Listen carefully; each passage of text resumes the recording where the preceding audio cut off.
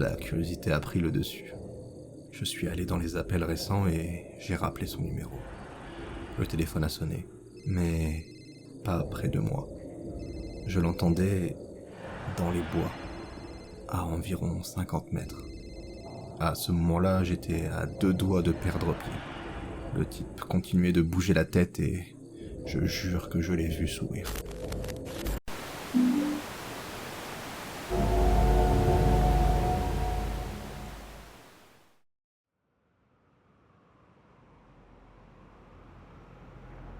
J'ai 21 ans, je suis étudiant en dernière année de fac, originaire du Connecticut.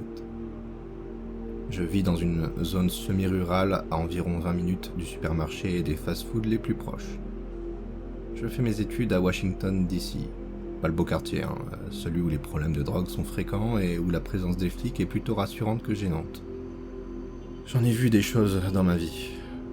Je précise tout de suite que je ne suis pas un gringalet chétif. Je mesure 1m85 pour environ 110 kg, majoritairement du muscle, même si, bon, je sais que je pourrais perdre une quinzaine de kilos. J'aime fumer, boire et manger, désolé. Bon élève que je suis, j'ai choisi un vrai cursus, la comptabilité. J'ai fait un stage dans une agence de relations publiques de taille moyenne où je faisais de la compta pour $20 de l'heure. Mais les études coûtent cher, alors le soir, après la fermeture des bureaux, je livre des pizzas. C'est une pizzeria bon marché avec un rayon de livraison complètement abusé. Environ 20 minutes depuis chez moi, 5 minutes depuis la plage. Moi, j'habite au nord, et on livre encore bien 50 minutes plus loin que chez moi. Plus on s'éloigne vers le nord de la pizzeria, plus ça devient la cambrousse. Je travaillais jusqu'à la fermeture, et ce soir-là, il était environ 21h45. J'étais à l'arrière en train de plier des boîtes à pizza quand la fille au comptoir est arrivée avec un bon de livraison.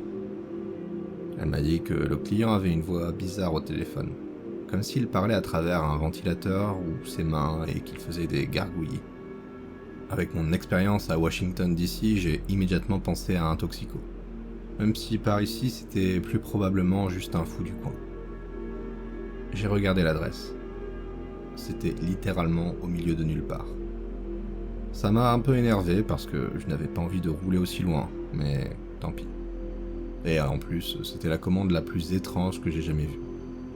Le type avait commandé une grande pizza avec anchois, bœuf haché, jambon, saucisse, pepperoni, etc. Genre $15 de supplément sur une seule pizza. Je suis retourné voir la fille au comptoir pour lui demander si elle était sûre de la commande. Elle m'a dit que oui, enfin, qu'elle n'était pas certaine, mais qu'elle avait fait de son mieux. Elle avait environ 16 ans, alors je lui ai laissé le bénéfice du doute. Peut-être qu'elle rêvassait juste pendant l'appel. J'ai décidé de rappeler le client pour vérifier. Ça a sonné. 5 fois. 10 fois. 20 fois. 30 fois. Personne n'a répondu. J'ai raccroché et rappelé. Cette fois, ça a basculé directement sur un message automatique. Le numéro que vous avez composé n'a pas de messagerie vocale configurée. Au revoir. Ok.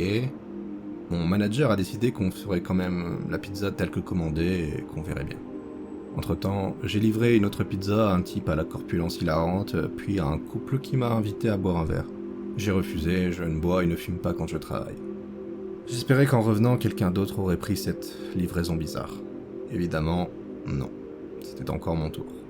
À contre-cœur, j'ai pris la pizza et je suis monté dans ma voiture. J'ai entré l'adresse dans mon téléphone. C'était sur une petite route secondaire à côté d'un parc que les locaux appellent Open Space. Malgré le nom, c'était en réalité environ 200 hectares de forêt dense. À peu près 25 minutes de route, littéralement à la limite de notre zone de livraison. J'ai mis un peu de dubstep, j'ai appuyé sur l'accélérateur de ma Subaru Turbo et je suis parti. Si vous n'êtes pas de la campagne, c'est difficile à expliquer. L'hiver dans les bois, c'est flippant. Il n'y a jamais aucun bruit, à moins qu'il y ait quelque chose de plus gros qu'un chat qui bouge. Sinon, c'est juste vous et le silence. Enfin, je suis arrivé. Il y avait quelques maisons sur la route, mais chacune était située sur environ 2 hectares de terrain, donc très espacée. Je cherchais la numéro 1134. Je suis passé devant le 1130, puis un long tronçon de route vide, et ensuite 1144. Quoi ? Je voulais juste en finir et passer à la livraison suivante sans me faire agresser par un cinglé pour une pizza. J'ai essayé de rappeler le numéro, ça a sonné, puis ça s'est arrêté. Quelqu'un avait décroché, mais il n'y avait aucune voix. À la place, j'entendais un bourdonnement, une sorte de vibration qui passait par le Bluetooth de ma voiture et devenait de plus en plus forte. J'ai raccroché avant de griller mes enceintes.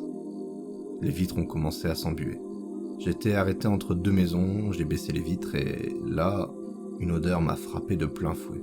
Une puanteur de déchets en décomposition comme conduire à travers le New Jersey.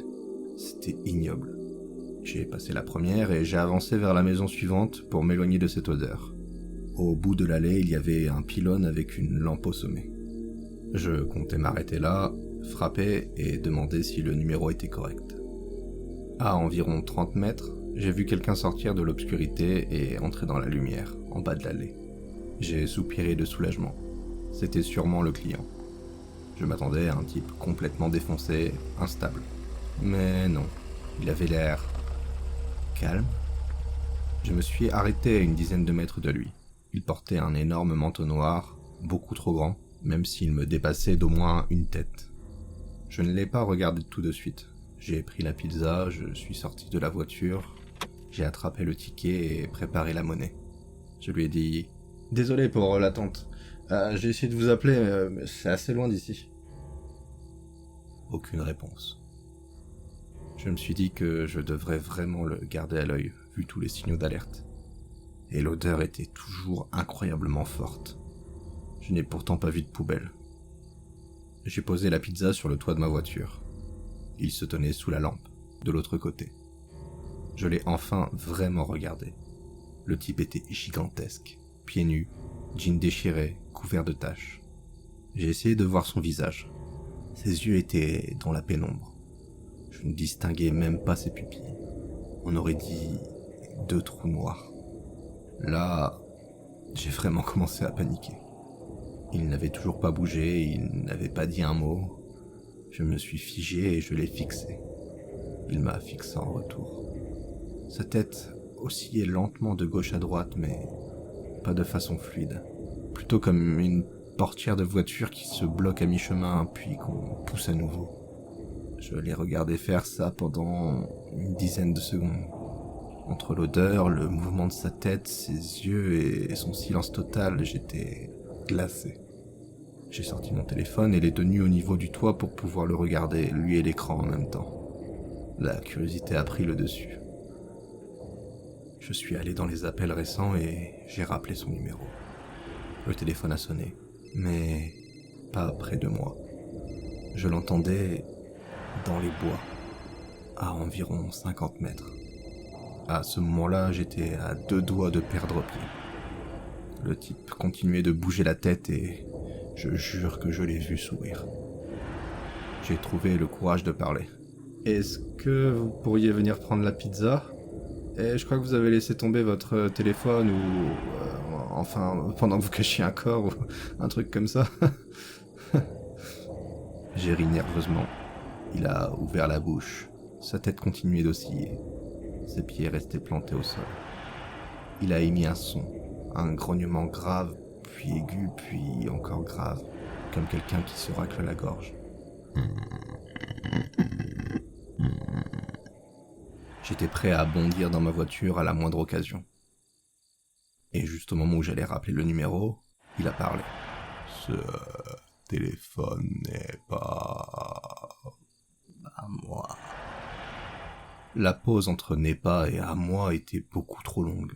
« Téléphone n'est pas » sonnait comme un seul mot. « À moi » était plus aigu, presque dans une autre tonalité. Je suis passé en mode panique totale, les jambes en coton, à 2 doigts de m'évanouir. J'ai poussé la pizza plus loin sur le toit et j'ai lâché. « Monsieur, vous me faites peur. J'ai une arme et moins de $20 sur moi. Prenez juste la pizza et laissez-moi partir. » À ces mots, sa tête s'est arrêtée de bouger. Ses yeux m'ont transpercé. Il a ouvert la bouche. Et là, j'ai compris. Le téléphone était bien le sien. Il a avancé vers ma voiture. Pas un pas normal, un énorme spasme musculaire qui l'a propulsé en avant. « Le téléphone était le mien », a-t-il répété. J'étais au bord des larmes. Il a refait un bond saccadé, encore plus près. « Le téléphone n'est plus à moi ». Je n'arrivais plus à parler. J'ai crié. « Je vais appeler les flics, dégagez !»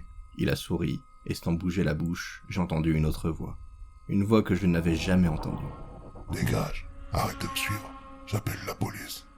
Dans un autre mouvement brusque, il a attrapé la pizza, l'a retirée du toit puis a posé quelques objets ronds que j'ai identifiés plus tard comme des pièces de monnaie sur le toit. Elle baignait dans un liquide sombre qui coulait lentement. Je n'ai pas réfléchi, je suis monté dans la voiture et j'ai démarré en trombe. J'ai laissé la housse thermique, j'ai tout laissé, je n'ai même pas fermé la portière correctement. J'ai roulé à environ 130 km/h pendant quelques centaines de mètres, puis j'ai fait demi-tour. Je ne voulais pas m'enfoncer encore plus loin avec ce taré dans les parages. Je suis repassé devant l'endroit. Il n'y avait plus personne. J'ai atteint l'intersection avec la route principale. J'ai regardé à droite, puis à gauche. Son visage était à 30 cm du mien. J'ai manqué l'infarctus et démarré en trombe.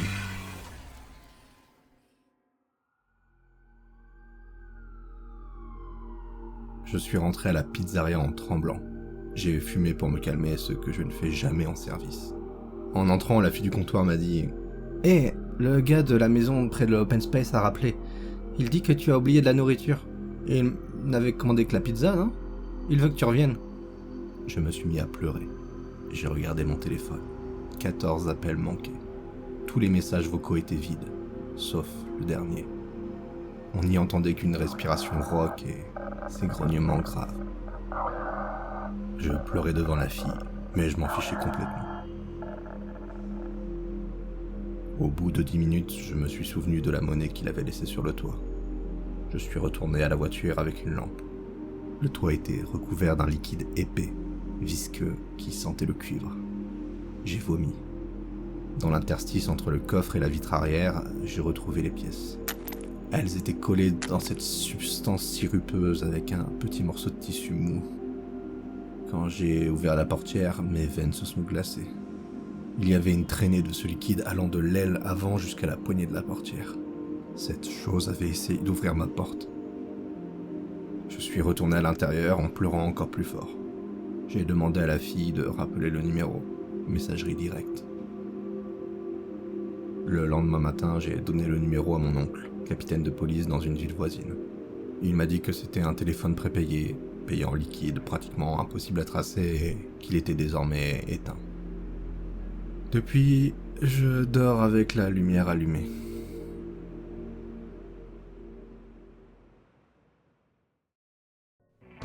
Alors, qu'avez-vous pensé de cette histoire? Donnez-moi votre avis en commentaire. J'espère que cette vidéo vous aura plu. Si c'est le cas, devenez un fidèle et abonnez-vous pour ne rater aucun futur épisode. Un grand merci aux contributeurs Tipeee qui soutiennent la chaîne. Leur générosité est énormément appréciée. N'hésitez pas à m'aider vous aussi si vous le pouvez, lien en description. Si vous avez des histoires personnelles à raconter, n'hésitez pas à tester votre plume et m'envoyer par mail vos écrits. De même, s'il y a des histoires particulières que vous aimeriez m'entendre lire, faites-moi en part plus bas. Et je vous dis à bientôt pour d'autres frissons et histoires d'horreur en ma compagnie. Biou.